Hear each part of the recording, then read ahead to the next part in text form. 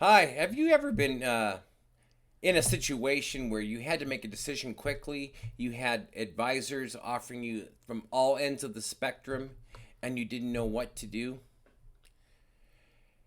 Hi, I'm Pastor Mark with Heights Christian Church. And what we're doing is we're going through the Bible in 5 years. And in that 5 year time, we are trying to break the Bible up into small little pieces. And so we read the Bible every day, 6 days a week, and then come on Sunday and have a message concerning that. So we invite you to come with us and do that. And we're going to take the readings that we're doing for the day, and then we're going to take even a smaller portion and just for a few minutes talk about something that can shape our life and help us to be more like Jesus. So today we're going to be doing Psalm 11. As a church, we're doing that, so we'd like you to read along with us. Here we go. Psalm 11 for the director of music of David. Verse 1. In the Lord I take refuge. How then can you say to me, flee like a bird to your mountain? For look, the wicked bend their bows, they send their arrows against the strings to shoot from the shadows at the upright in heart. When the foundations are being destroyed, what can the righteous do? The Lord is in his holy temple. The Lord is on his heavenly throne. He observes everyone on earth. His eyes examine them. The Lord examines the righteous, but the wicked, those who love violence, he hates with a passion. On the wicked he will rain fiery coals and burning sulfur. A scorching wind will be their lot.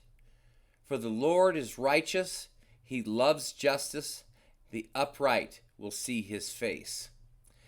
Okay, well, that's a great passage of scripture. But I'd like to just take a little part off here. It says, in the book here, in the chapter here, Psalm 11, it appears that David has some counselors, and they're telling him to panic and to flee. And so, should he listen to them? Well, clearly from this psalm, David is not listening to them. They're listening to God. He's listening to God. He's choosing not to listen to these other advisors. And so I think this is something that we need to look at for our own personal life. We can get ourselves into trouble, and we can have some times where we might not make the right decision because we're in a panic. And so what David is showing here, when his reflection on God, he is content in the knowledge of who God is, and that ultimately justice will be restored, and that he will do what's right.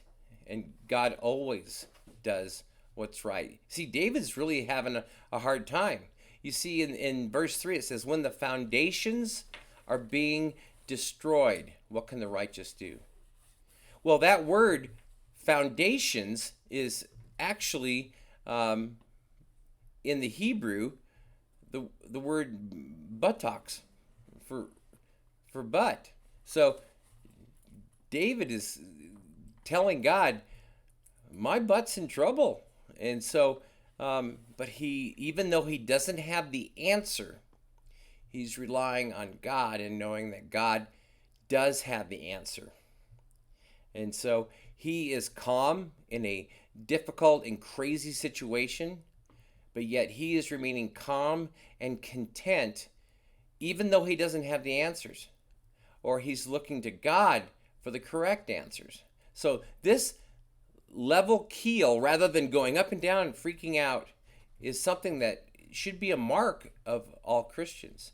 And the reason why I know that is because in other places of Scripture, they talk about contentment and being okay, even though difficult situations happen. And so let's look at 1 Timothy chapter 6, verse 6. He says, but godliness with contentment is great gain. This is something that Paul is telling Timothy, to be calm and be godly, but with contentment.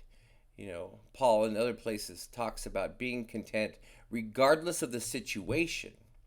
And Peter says this, Cast all your anxiety on him because he cares for you. And this is exactly what David does in this passage, is that even though this is a very chaotic and disturbing situation with which he finds himself, he is calm because he's casting all of his anxiety on the Lord. And so that's something that we can learn from Scripture and that can help us in times of trouble, or as we can be a good example to others to be calm and content regardless of the circumstances with which you're in. That's my hope for you. That's my wish for me. So I want to just say thank you for listening, and we will see you tomorrow.